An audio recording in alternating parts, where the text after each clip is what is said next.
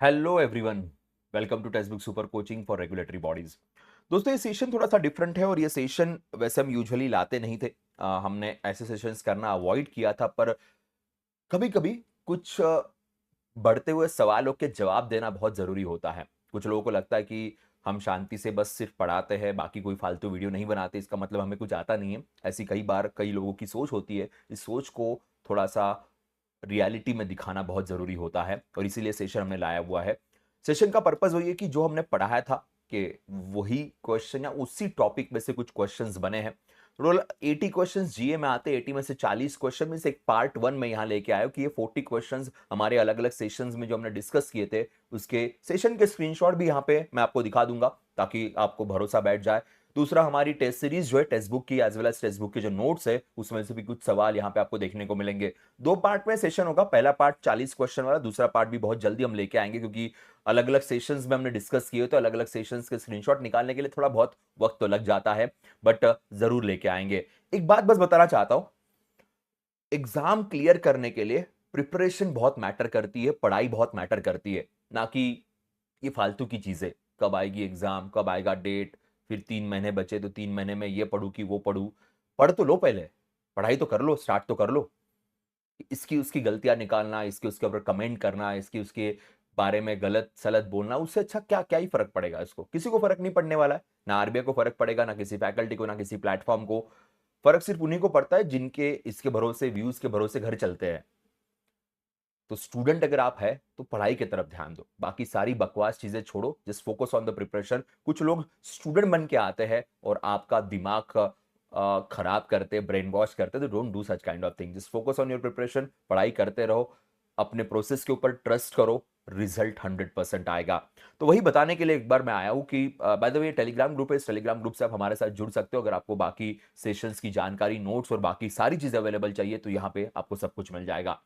दोस्तों, सबसे पहले मैं क्वेश्चन आपको दिखाऊंगा कि कौन सा सवाल या किस टॉपिक पे सवाल पूछा गया था। तो पुलित्जर प्राइज के ऊपर एक क्वेश्चन पूछा गया था।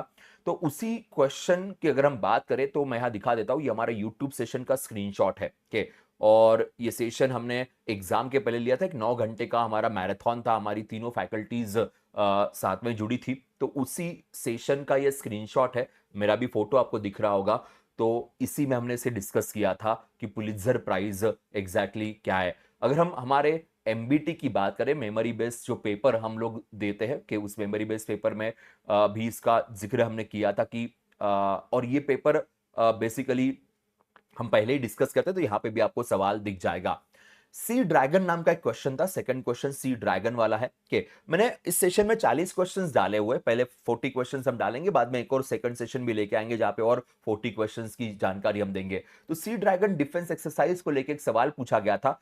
तो ये सी ड्रैगन एक्सरसाइज का एग्जैक्ट सवाल तो हम डिस्कस नहीं किए थे, पर सी ड्रैगन एक्सरसाइज जो यूएस और इंडिया के बीच में होती है, उसके बारे में हमने बातचीत हुई थी, सारा डिस्कशन हमने सेशन के अंदर किया था। तो ये भी एक सेशन था जिसके अंदर हमने देखो, एज इट इज क्वेश्चन तो मैं नहीं कहूंगा कि सारे के सारे क्वेश्चन एज इट इज आए थे। ऑब्वियसली ऑप्शंस बदलते हैं, क्वेश्चन पूछने का तरीका बदलता है, पर टॉपिक जो है वो टॉपिक डेफिनेटली हमने यहाँ पे डिस्कस किया था। क्वेश्चन नंबर, हाँ, ये क्वेश्चन स्टडी नोट्स के अंदर भी था। स्टडी नोट्स के भरोसे जो फुल टेस्ट बनाई गई थी, उस फुल टेस्ट के अंदर भी आपको क्वेश्चंस दिखाई देंगे। फिर बात करते हैं FIDE women's Grand Swiss chess tournament की। अब इस चेस टूर्नामेंट में वैशाली रमेश बाबू जी को जीत हासिल हुई थी। तो एक क्वेश्चन भी सिंपल क्वेश्चन था, ये मैंने एक अपने सेशन के अंदर, मैराथन सेशन ही था आरबीआई ग्रेड बी का लेके, जहां पे हम करंट अफेयर्स डिस्कस करते लास्ट 6 मंथ्स के, उसके अंदर हमने इसके बारे में बातचीत की थी। तो ये हमारे एमबीटी के अंदर भी इंक्लूडेड ऑब्वियसली रहेगा ही। फिर हम बात करते हैं रिगार्डिंग द क्वेश्चन नंबर 4। यहां पे था वर्ल्ड कॉम्पिटेटिवनेस रैंकिंग को लेके। So which of the following country is not among the top 5 country. अब हमने top what not among the top 5 country, ऐसा तो क्वेश्चन में डिस्कस बट ऑब्वियस नहीं किया था हमने। ये कॉम्पिटेटिव इंडेक्स या कॉम्पिटेटिव रैंकिंग कौन देता है, कौन सी इंस्टीट्यूशन देती है, कौन सी कंट्रीज टॉप मोस्ट है, ये फैक्टर हमने डिस्कस किया था। नॉट अमंग के ये सवाल तो हमने एज इट इज मीन्स जो कहते कि इसमें इंडिया का एक्चुअली ऑप्शन में नाम डाला गया था कि नॉट द यूएसए, जो एग्जैक्टली एग्जाम में पूछा गया था। Switzerland, Singapore, Hong Kong, Denmark, UAE, ये टॉप मोस्ट कंट्रीज है जो इस रैंकिंग के अंदर देखने को मिल रही थी। तो हम आगे बढ़ते हैं। How many departments does the RBI? अब ये क्वेश्चन बड़ा सिंपल सा सवाल है, ये ऑलमोस्ट सभी लोग पढ़ते हैं जो आरबीआई की प्रिपरेशन कर रहे हैं, तो मैं कहूंगा नहीं कि मैंने कुछ अलग से पढ़ाया था ये, बट ऑब्वियस है इसकी प्रैक्टिस तो करते ही है। और जब आप आरबीआई का प्रिपरेशन करते हो और आपको डिपार्टमेंट्स ही नहीं पता, तो बड़ी बड़ी दिक्कत है, बड़ी प्रॉब्लम है। तो ये तो बट ऑब्वियस है हर स्टूडेंट को पता ही होता है। तो आरबीआई के डिपार्टमेंट्स की लिस्ट पूरी की पूरी आरबीआई के वेबसाइट पे, और जब भी मैं अपने लेक्चर्स लेता हूं, जब भी मैं लेक्चर्स में पढ़ाता हूं, तो मैं आरबीआई के वेबसाइट्स के स्क्रीनशॉट कई बार दिखाता हूं ताकि कोई डाउट ना रहे, कोई क्वेरी ना रहे, क्योंकि गूगल पे, जेमिनाई पे, चैट जीपीटी पे कई बार इंफॉर्मेशन आधी अधूरी होती है। तो हमेशा अगर हम ट्रस्ट करते पूरी प्रोसेस को तो हमारे लिए बेटर रहेगा। फिर उसके बाद एक सवाल था regarding the human development index को लेके एचडीआई। ये बेसिक इकोनॉमिक्स का सवाल है, ये आपके साथ प्रकाश सर ने भी जरूर डिस्कस किया होगा एचडीआई के बारे में। हम भी जीए के लेक्चर्स में एचडीआई के ऊपर बात करते हैं, ह्यूमन डेवलपमेंट इंडेक्स। तो एचडीआई को लेके भी हमने बात की थी कि out of 193 countries 130th rank पे इंडिया आती है के, और इंडिया एग्जैक्टली कहां पे अच्छा कर रही, कहां पे बुरा कर रही, उसकी सारे डिटेलिंग्स यहां पे थे। तो इसी बेसिस पे ये क्वेश्चन भी एग्जाम में देखने को मिला था कि अब थोड़ा सा आगे बढ़ते, सीएसआर को लेके, कॉर्पोरेट सोशल रेस्पॉन्सिबिलिटी को लेके एक सवाल एग्जाम में पूछा गया था। सीएसआर बड़ा इंपॉर्टेंट फैक्टर है कि, और अगर सीएसआर की बात की जाए तो 1 अप्रैल 2014 में इसे इंप्लीमेंट किया गया था कंपनीज एक्ट के अंदर। सीएसआर, कॉर्पोरेट सोशल रेस्पॉन्सिबिलिटी, कई बार हम न्यूज देखते हैं, इवन बैंक्स भी कई बार सीएसआर करती है। एसबीआई बड़ी फेमस है अपने सीएसआर को इंप्लीमेंट करने के लिए।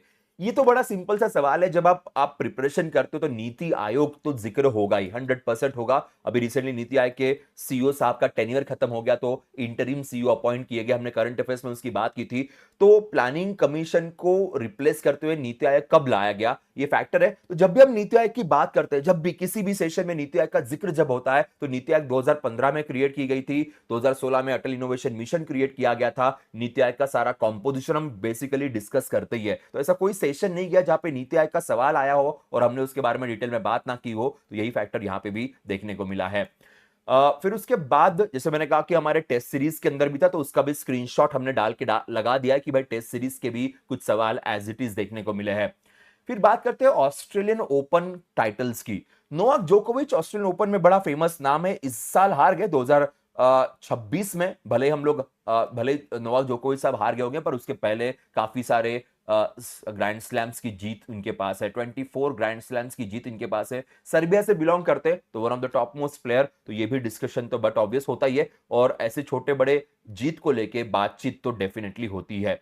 फिर बात करते हैं president of confederation of Indian industries, CII की बात करते हैं। हमारे देश के इंडस्ट्रीज का ये बहुत बड़ा ग्रुप है, जैसे फिक्की की बात होती है वैसे कॉन्फेडरेशन ऑफ इंडियन इंडस्ट्रीज, और राजू मेमानी सर ये फिलहाल इसके हेड है, इंचार्ज है। तो एक एक साल के हिसाब से प्रेसिडेंट बनते, तो उन्हीं के बारे में यहां पे बात की गई थी। फिर एक सवाल था सीएसआईआर को लेके, council of scientific and industrial research को लेके। सीएसआईआर के डायरेक्टर जनरल के तौर पे किलासेल्वी देवी मैम फिलहाल काम कर रही है, पर सीएसआईआर के जो प्रेसिडेंट है वो हमेशा देश के प्राइम मिनिस्टर होते हैं, ऑलवेज। तो ये कई बार मैंने डिस्कस किया हुआ है, जब भी सीएसआईआर की न्यूज आती है, कलासेल्वी देवी के बारे में हमारी बातचीत होती है, तो ये फैक्टर तो बेशक डिस्कस किया गया है।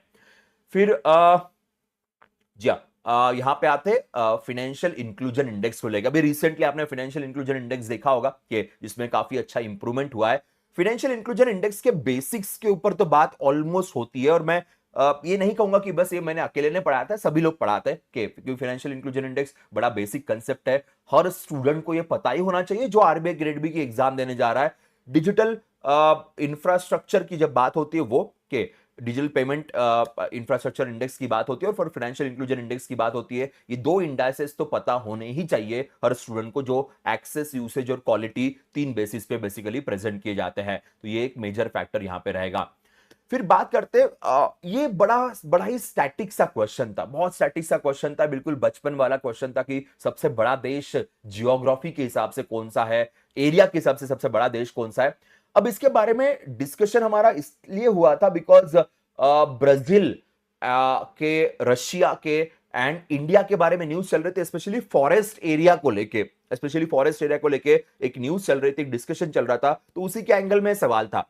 तो हमने डिस्कशन किया भी था कि एक्चुअली ब्राजील का न्यूज था, ब्राजील में फॉरेस्ट में जो इश्यूज आ रहे थे, जो नई गवर्नमेंट के बारे चेंजेस किए गए थे, तो वही फैक्टर चल रहा था चर्चा में, तो उसी के एंगल पे था। इंडिया 7th नंबर पे आती है अगर 15 लार्जेस्ट कंट्रीज की बात करें एरिया के हिसाब से। रशिया सबसे टॉप मोस्ट कंट्री है, चाइना सेकंड नंबर पे आती है, यूएसए थर्ड नंबर पे आती है, ब्राजील का 5th नंबर है इस पूरे रैंकिंग के अंदर, कनाडा, जी हाँ, कनाडा 4th नंबर पे आते हैं और इंडिया 7th नंबर पे अगर हम एरिया वाइज बात करें। एक और क्वेश्चन था रिगार्डिंग दी स्वस्थ नारी सशक्त परिवार अभियान। ये तो करंट अफेयर्स का पार्ट था, बिल्कुल करंट अफेयर्स से ही डायरेक्टली सवाल पूछा गया था। सितंबर मंथ में ये न्यूज चल रही थी, स्वस्थ नारी सशक्त परिवार अभियान, और ये अभियान हमारी women and child development ministry and health and family welfare ministry, इन दो मिनिस्ट्रीज ने मिलकर इंप्लीमेंट किया था। तो उसी की बात थी, 17 सितंबर की इसकी शुरुआत की थी, 2 अक्टूबर तक इसे इंप्लीमेंट किया गया था by the government of India. तो ये एक सवाल और एग्जाम में था। MiG 21, last year MiG 21 aircraft जो है वो रिटायर्ड हो गए, तो वही न्यूज थी, तो हमने डिस्कस किया था कि शायद मिग 21 को तेजस एयरक्राफ्ट रिप्लेस करेंगे। तो 1965 में एयरक्राफ्ट इंट्रोड्यूस हुए, 71 के वॉर में, कारगिल, बालाकोट वॉर में कई जगह मिग 21 यूज हुए, पर मिग 21 बाद में आउटडेटेड होने की वजह से काफी एक्सीडेंट्स, काफी प्रॉब्लम्स हो रही थी, तो इसी मिग 21 को बाद में तेजस प्लेन से रिप्लेस करने की बात, और यही न्यूज हमने कवर भी की थी आपके लिए, तो ये भी एक फैक्टर याद रखिएगा। वर्ल्ड पॉपुलेशन डे, अब इंपॉर्टेंट डेज तो हम डिस्कस करते ही है। अगर आप वीकली करंट अफेयर्स का भी मेरा सेशन देखोगे तो वीकली करंट अफेयर्स के सेशन में भी इंपॉर्टेंट डेज का एमसीक्यू तो मैं 101% कवर करवाता हूं। कोई कुछ भी बोले आता है नहीं आता है, पर कवर करने में क्या ही प्रॉब्लम है, क्योंकि अगर एक बार पढ़ लो, थोड़ा दिमाग में रह जाता है और अच्छा फायदा होता है। और इसका फायदा एग्जाम में भी काफी स्टूडेंट्स को हुआ कि वर्ल्ड पॉपुलेशन डे हमने डिस्कस किया था, उसका थीम एग्जाम में पूछा गया था। देन मेंटल हेल्थ डे, इसका भी सेम सीन हुआ, मेंटल हेल्थ डे, इसका थीम हमने बेसिकली डिस्कस किया था, तो डे पूछा गया था एग्जाम के अंदर, access to service the theme. Then international day of elimination of violence against women, इस डे का खासियत है ये पहली बार नहीं पूछा गया, ये अभी तक की हिस्ट्री है पिछले 10 साल की, 2 से 3 बार ये पूछा गया। Elimination of violence against women ये काफी कॉमन सा रहा है, तो unite to end digital violence against all women and girls, ये इस बार का थीम रखा गया 25 नवंबर को, इसे हम लोग ऑब्जर्व करते हैं। अब एक बुक है the loneliness of Soni and Sunny, ये बुक शॉर्टलिस्ट हुई थी मैन बुकर प्राइज के लिए। बुकर प्राइज दुनिया का सबसे बड़ा लिटरेचर का अवार्ड इसे मानते हैं, ये बुक बेहतरीन बुक के लिए अवार्ड दिया जाता है। तो किरण देसाई जी की बुक है सोनी एंड सनी, ये बुक शॉर्टलिस्ट हुई थी, इसको अवार्ड तो नहीं मिला पर शॉर्टलिस्टेड बुक थी, तो इसके बारे में सवाल देखने को मिला। Kiran Desai is daughter of Anita Desai, Anita Desai खुद बड़ी बड़ी फेमस राइटर, अनीता देसाई जी को खुद को मैन बुकर प्राइज से नवाजा गया, अब उनकी बेटी की भी बुक शॉर्टलिस्ट हुई थी, तो यही एक सवाल था जो एग्जाम में देखने को मिला। Then EFTA, European free trade association, अभी यूरोपियन यूनियन के साथ हमारा फ्री ट्रेड एग्रीमेंट का सक्सेसफुल निगोसिएशन हुआ है, उसके पहले हमारी काफी सारी meeting European free trade association के साथ हुई थी, और ये करंट में ही चल रहा था, basically it was a part of the current and we discuss this, current affairs के लेक्चर में भी बात हुई थी, और एमसीक्यूज के अंदर तो बेशक हमने यूट्यूब पे इसके बारे में डिस्कशन किया था। देन खरीफ क्रॉप, अब सीन क्या था कि खरीफ रबी प्रधानमंत्री फसल बीमा योजना डिस्कस करते वक्त कई बार मैंने खरीफ, रबी और कमर्शियल क्रॉप्स के नाम डिस्कस किए हुए, चाहे फिर नाबार्ड की एग्जाम हो, चाहे आरबीआई ग्रेड बी का, ये तो आरबीआई ग्रेड बी के टाइम पे डिस्कस किया था फसल बीमा योजना, तो उसी का स्क्रीनशॉट यहां पे आपके सामने है।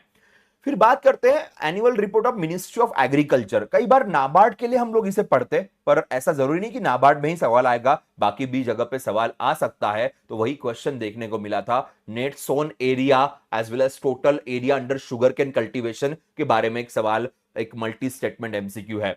देन स्किल डेवलपमेंट की कौन सी स्कीम भारत में काम करती है, तो स्कीम्स डिस्कस करते वक्त हमारी बाकी फैकल्टीज ने भी डिस्कस किया था, और मैंने भी करंट अफेयर्स के सेशंस में स्किल डेवलपमेंट की कौन सी स्कीम हमारे देश में है उसकी पूरी लिस्ट डाली थी। अब उस टाइम पे वीबी जी राम जी तो आया नहीं था, तब नरेगा ही था, तो नरेगा का भी नाम जिक्र किया, पर नरेगा ये अनस्किल्ड लेबर ज्यादा इंक्लूड होता है, ये डिफरेंशिएशन भी हमने यहां पे क्लियरली आपके साथ डिस्कस किया था, अच्छे से मुझे याद है। Now, who signed the Infosys for the cross border transaction? अब ये ऐसे सवाल जो है ये कई बार स्टूडेंट्स नजरअंदाज करते, इग्नोर करते, पर ये सवाल बड़े इंपॉर्टेंट होते हैं। सिंपल सवाल है, बस एक बार न्यूज पढ़नी है, बस एक बार न्यूज का हेडलाइन पढ़ना है, बाकी कुछ पढ़ना नहीं होता है, पर जान पे काफी लोगों के आता है। बट क्वेश्चन आप देख सकते हो, ये क्वेश्चन भी एग्जाम में पूछा गया था, एंड इन्फोसिस मास्टर कार्ड का ये टाइप था जिसके बारे में क्रॉस बॉर्डर ट्रांजेक्शन का हमने न्यूज भी कवर किया था। फिर जीएसटी, आपको पता है मंथ ऑफ सितंबर में जीएसटी के रेट चेंज हुए थे और उसी के बारे में पूरी लिस्ट भी हमने डिस्कस की थी कि भाई जो 22 ऑफ सितंबर को जो नए जीएसटी रेट्स आए वो किस चीज में क्या क्या है। अब ये सवाल थोड़ा सा ट्रिकी था बिकॉज हर चीज के परसेंटेज याद रखना पॉसिबल नहीं होता है, बट सिंपल पूछा गया था पनीर के या फिर मिल्क प्रोडक्ट के एंगल में सवाल पूछा गया था and which was very easy. Now sustainable development goal, ये स्टैटिक क्वेश्चन, ये कंप्लीटली स्टैटिक क्वेश्चन है। वैसे economics, finance, RBI, UPSC, banking, SSC, आप किसी भी एग्जाम का प्रिपेयर करो, just name the exam, competitive field वाला, अगर आप उस एग्जाम के लिए प्रिपेयर कर रहे हो तो एसडीजी तो आपको पता होने चाहिए। तो सस्टेनेबल डेवलपमेंट गोल्स को लेके भी हमारी बात हुई थी। गोल नंबर 4, ये क्वालिटी एजुकेशन के बारे में मेंशन किया जाता है। क्वेश्चन नंबर 27 की तरफ आते हैं। क्वेश्चन नंबर 27, ये कौन सा पहला भारतीय स्टेट है जिसने सेल्फ हेल्प ग्रुप के लिए आईडी कार्ड्स इशू किए? तो इसका आंसर तमिलनाडु था and we discuss this question. ये क्वेश्चन भी हमने अपने सेशन में करंट अफेयर्स के लेक्चर में डिस्कस किया था। Then which of the following organization received Guinness World Record for the most life insurance policies sold in 24 hours? So LIC is the answer। ये तो सभी को पता होगा, ये तो मेरे ख्याल से हर किसी ने पढ़ा हुआ है, करंट अफेयर्स का पार्ट था, तो ये तो मिस कर ही नहीं सकते। देन एक स्मॉल फाइनेंस बैंक को लेकर सवाल पूछा गया था। अब एग्जैक्ट क्वेश्चन तो मैंने डिस्कस नहीं किया, पर स्मॉल फाइनेंस बैंक्स के लिए मिनिमम पेड अप कैपिटल कितना है, उनका प्रायोरिटी सेक्टर लेंडिंग कितना हो गया है, ये सारी चीजें वैसे भी हमने डिस्कस की हुई थी। तो small finance bank versus payment bank ये कंसेप्ट था। तो initially it was 100 crore, then it was increase to 200 crore, ये भी बात हुई थी। प्रायोरिटी सेक्टर लेंडिंग भी इनका पहले 75% था, बाद में 60% हुआ था। ये भी फैक्टर्स हमने डिस्कस किए थे लेक्चर के अंदर। तो ये इनिशियल जब बैंक्स बनी थी तब के ये पॉइंटर्स है जो उषा थोरात और नचिकेत मोर कमिटी के द्वारा बताए गए रिकमेंडेशन के पॉइंटर्स है, और उसमें चेंजेस की भी बात हमने की थी अपने लेक्चर्स के अंदर। फिर बात करते हैं कौन सा प्लेटफॉर्म है इंडिया का पहला प्लेटफॉर्म जिसने आरबीआई ई रूपी, डिजिटल रूपी को सबसे पहले इंट्रोड्यूस किया था? पेटीएम। पेटीएम की बात यहां पे हमने लेक्चर के अंदर भी की थी। देन वेंचर कैपिटल फंड्स, अब वेंचर कैपिटल फंड्स का डायरेक्ट डिस्कशन तो नहीं हुआ, पर venture capital funds versus angel investments, वैसे भी ये जो इन्वेस्टमेंट्स आते हैं स्टार्टअप्स के लिए, बाकियों के लिए, इसमें SEBI is a regulatory body, ये हम सब लोग जानते हैं। सेबी का रोल, सेबी का रेगुलेशन काफी बड़ा होता है, तो वही फैक्टर यहां पे भी डिस्कस किया था। फिर बीएसबीडी अकाउंट, यस ये अगेन स्टैटिक क्वेश्चन है। बैंकिंग का प्रिपरेशन करने वाला, आरबीआई की प्रिपरेशन करने वाले हर स्टूडेंट को बीएसबीडी अकाउंट तो पता ही होता है, basic saving bank deposit account है। तो रेगुलर सेविंग अकाउंट और बीएसबीडी है। जीए के लेक्चर्स में इसकी 100% बात हम करते हैं, 100% डिस्कशन इसके ऊपर हमारा होता है। Then women's hockey Asia cup 2025 China में इसे खेला गया, चाइना में इसको खेला गया। फाइनल मैच में चाइना ने जीत हासिल की, इंडिया को सेकंड पायदान मीन सिल्वर मेडल यहां पे मिला एंड चाइना के गोंगशू में इसे खेला गया था। उसी का फोटो यहां पे आप देख सकते हो जो हमने लेक्चर में डिस्कस किया था। स्पोर्ट्स के क्वेश्चंस तो मैं 100% कवर करता हूं। फ्री एआई फ्रेमवर्क, इस मामले में ये न्यूज तो कवर हुई थी, पर मैंने तब कहा था कि यार इतना फोकस नहीं रखा तो चलेगा, बट अनफॉर्चुनेटली मैं गलत हो गया था और ये सवाल एग्जाम में पूछा गया था फ्री एआई को लेके। So inclusivity, transparency, accountability, safety and security. Question पूछने के पीछे रीजन भी ये था कि अभी 2026 में हमने India AI impact summit organise किया और उसकी अनाउंसमेंट तब हो गई थी, तब इसकी अनाउंसमेंट एक्चुअली हो गई थी, बट ये एक मेजर फैक्टर था जो एक्चुअली मुझसे भी मिस हुआ था, पर लेक्चर में डिस्कस किया गया। ये भी सिंपल न्यूज है। Rating and investment information inc, इसने इंडिया के long term sovereign credit rating को अपग्रेड किया। तो जापान की रेटिंग एजेंसी है और ये question as it is discuss किया गया। ऑब्वियसली ऑप्शंस थोड़े अलग अलग हो जाते हैं। Then green climate fund, green climate fund approve 200 million for the Indian green finance facility. So इसकी यहां पे बात है, तो एशियन डेवलपमेंट बैंक के द्वारा ये प्रोवाइड किया जाता है। देन बात करते हैं आरबीआई के मॉनेटरी पॉलिसी टूल्स को लेके। बड़ा आसान सा सवाल है और मॉनेटरी पॉलिसी की जब भी बात होती है, मॉनेटरी पॉलिसी के क्वालिटेटिव क्वांटिटेटिव टूल्स के ऊपर तो हम डिस्कशन करते ही है। ये बहुत सिंपल सवाल था, ये तो लगभग हर लेक्चर में या हर सेशन में कहीं ना कहीं इसकी बात तो हो ही जाती है। फिर यूपीआई के नए ट्रांजैक्शन लिमिट्स को लेके सवाल पूछा गया था। तो यूपीआई के नए ट्रांजैक्शन लिमिट्स तो डिस्कस किए ही थे मैंने, कि वो तो है कि P2M, P2P ये सारे लिमिट्स चेंज हुए। यूपीआई लाइट के अंदर 10,000 डेली पे चला गया। या फिर हम बात करते हैं कि some transactions specially tribal government services 10 lakh की ट्रांजेक्शन लिमिट पे उसे इंक्रीज किया गया। तो ये लिमिट्स तो बेसिकली चेंज हो गया और ये कवर करना तो भाई हमारी जिम्मेदारी बन जाती है। फिर अर्बन कोऑपरेटिव बैंक्स का जो टीयर वाला स्ट्रक्चर है, वो टीयर वाला स्ट्रक्चर यहां पे था, tier 1, tier 2, tier 3, tier 4। NBFC का जो क्लासिफिकेशन है, अर्बन कोऑपरेटिव क्लासिफिकेशन है, ये हमेशा डिस्कस किया हुआ है। एमएसएमईज के डेफिनेशन को हमेशा हमने डिस्कस किया हुआ है, तो उसके बारे में सवाल आएंगे तो हमारा स्टूडेंट तो गलती बेशक नहीं करेगा। दोस्तों आज के सेशन का ये आखिरी सवाल है कि आरबीआई ने नए लाइसेंसेस अर्बन कोऑपरेटिव्स के लिए बंद कर दिए 2004 के बाद, अब वापस एक बार शुरू किए जा रहे हैं, वापस एक बार उसकी स्टार्ट की जा रही है कि क्योंकि हमें कुछ चेंजेस करने थे और चेंजेस हमने किए हैं। दोस्तों ये 40 क्वेश्चन स्क्रीनशॉट के साथ आपके सामने मैंने डाल दिए, उसमें से कुछ सवाल हमारे टेस्ट में, हमारे नोट्स में भी आपको देखने को मिलेंगे जो हमारी टीम प्रोवाइड करती है, पर लेक्चर्स में तो 100% कवर हो जाएगा और होता ही है।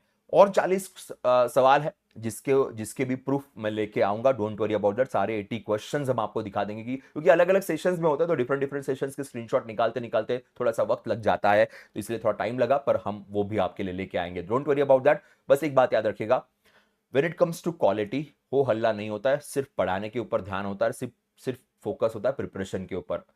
बाकी जहां पे सारे टाइम पास वाली चीजें होती है तो वहां पे टाइम पास भी उतना ही करवाया जाता है। Unfortunately lakhs of students believe on the time pass, but the quality students focus on the studies. So I hope you are दो students who are only focusing on the studies, so keep focusing on that and अपनी preparation करते रहो, अपने पढ़ाई को आगे ले जाते रहो, आपके लिए ज्यादा बेटर रहेगा। That's it from my side, will see you in the next session guys, bye bye, take care.